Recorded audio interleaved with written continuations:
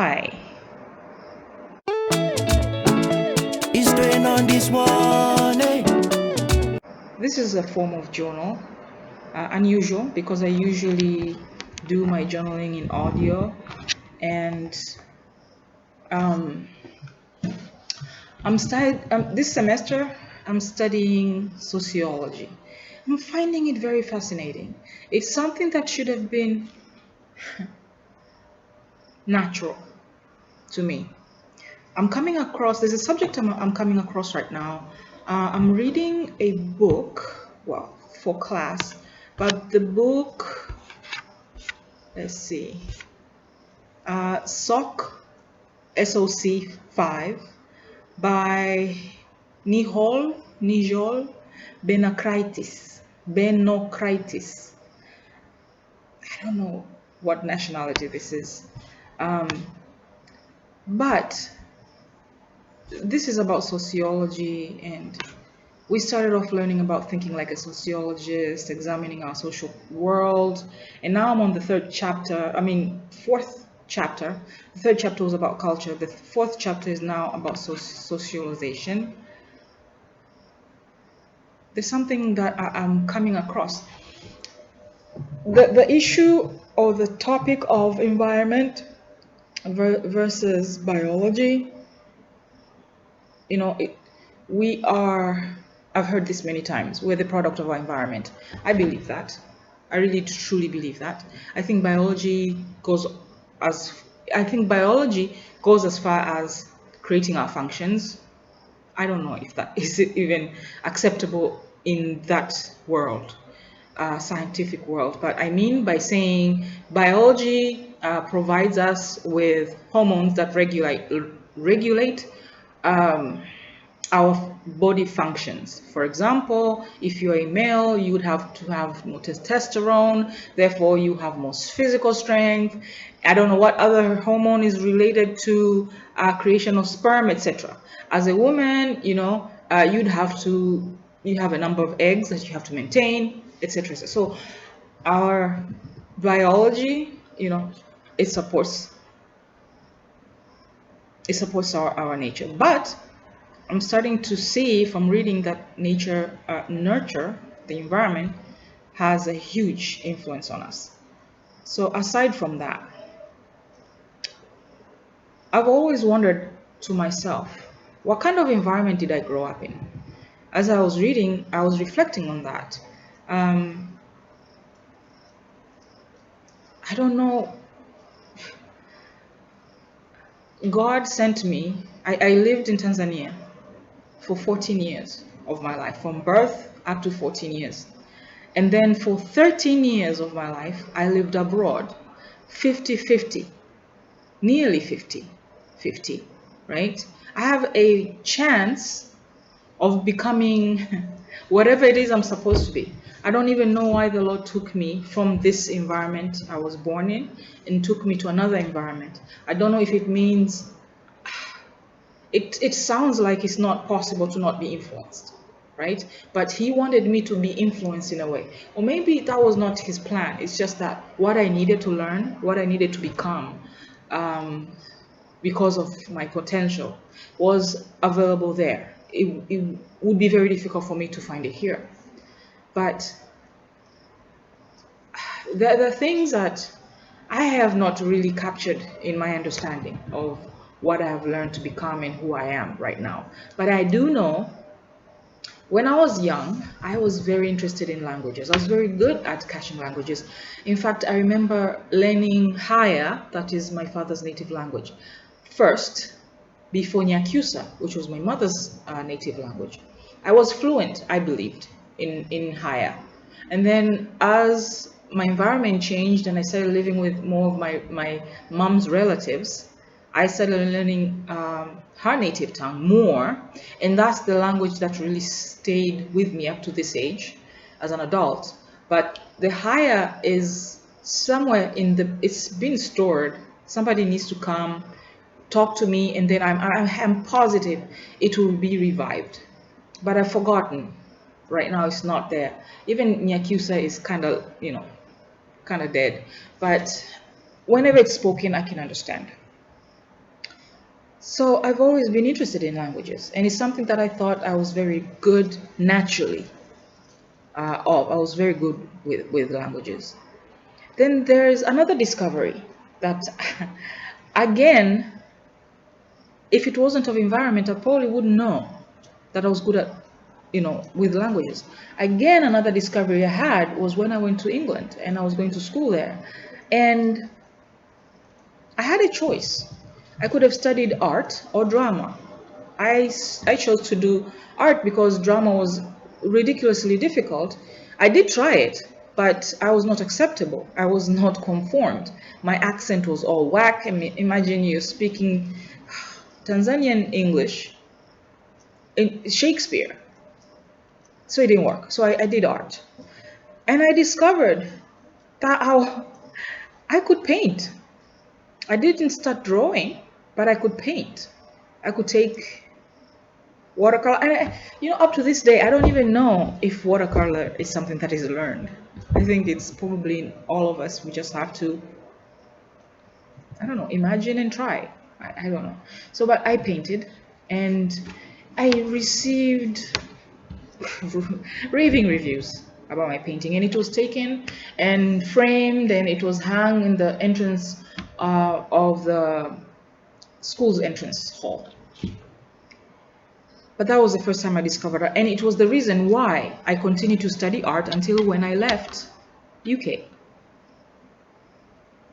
But I just wonder why I'm thinking about this is because right now, when I was choosing which electives to study, which social sciences to include in my curriculum, is it curriculum? I couldn't see any options. I mean, I didn't want to take heavy loads because I knew my major alone is a heavy load. So I didn't want to take a heavy load class. So I chose sociology, not knowing anything about it. I've never studied sociology. I don't even know if it walked on the streets, I would recognize that as sociology.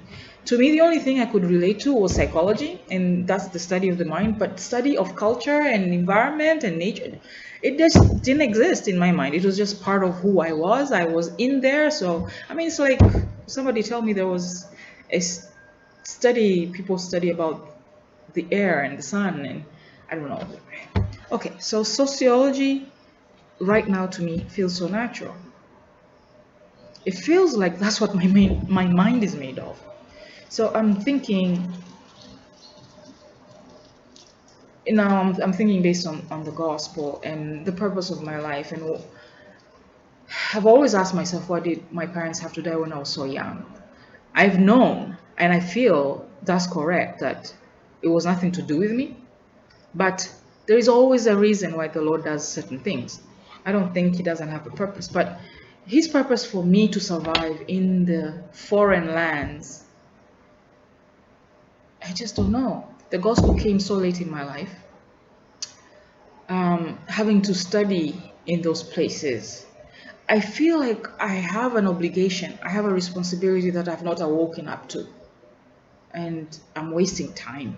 I've always, of recent, and maybe past 5 years, I've felt like I'm not living my potential. And anyway, so sociology feels so natural to me, and I'm not sure if it's like a latent gift, talent that I have, but I'm reading, nothing seems foreign. Like picking a paintbrush and painting my first watercolor. Nothing feels foreign. Feels exactly, this is what exactly I'm supposed to do, and I know what it's supposed to mean. And yeah, well, when it comes to exams and tests, no, that's not my nature. I don't have that. No, I don't pass. But I do understand these things, and yeah, so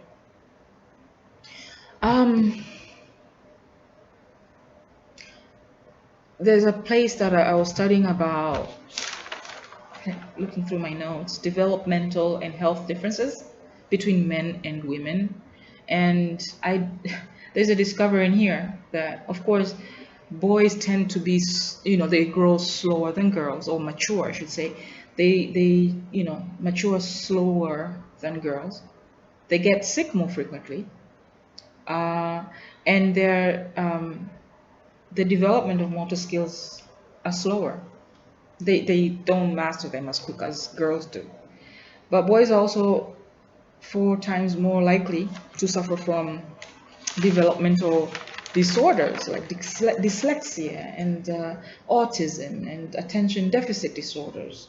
And girls really, they're likely 2 times likely to suffer from depression and anxiety and eating disorders. But among adults, the sense of smell is more acute in women than in men. Also, hearing is better in women than in men. It brought me to think, in my society, and this is, I don't understand why this is acceptable, but in my society it's acceptable to undermine women and to kandamiza, I don't know what that language that is in English, kandamiza wanawake is more acceptable than any part, I don't know if anywhere in the world. But you walk on the street, if a girl is wearing, a short skirt, they're likely to receive some sort of abuse. Whether it's likely going to be some kind of it's sexual orientated. Men will turn around, they will look, they'll whistle. I used to get that when I was a kid and I was not wearing mini skirts and whatever, right? But I was a kid. I was age, from what I can remember, maybe from age 6 up to 13. This was frequent occurrence in my environment. You pass along, men whistle, right? They look at your behind, your bottom, and it's acceptable. Absolutely acceptable. When I think about it, who are the loafers on the street? They're men. So it will be acceptable to them because that's in nature. I believe they're created that way. So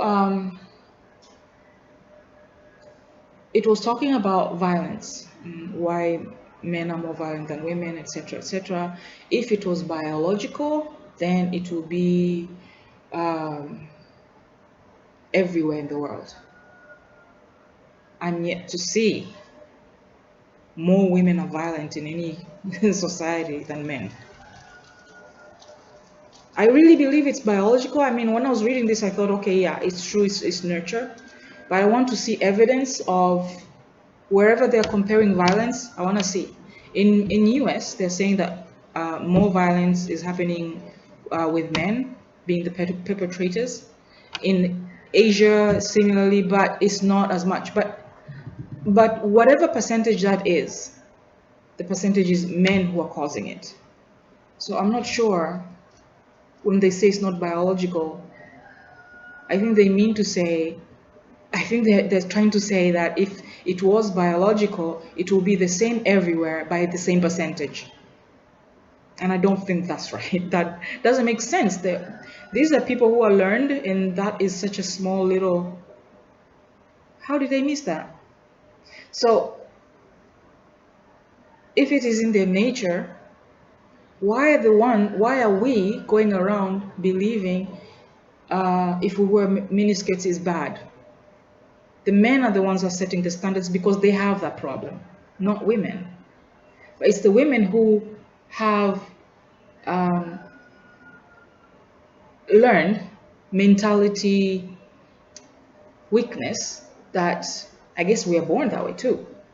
We are more likely to take the back seat and back away than confront the issue, I suppose. Yeah, so how environment affects biology.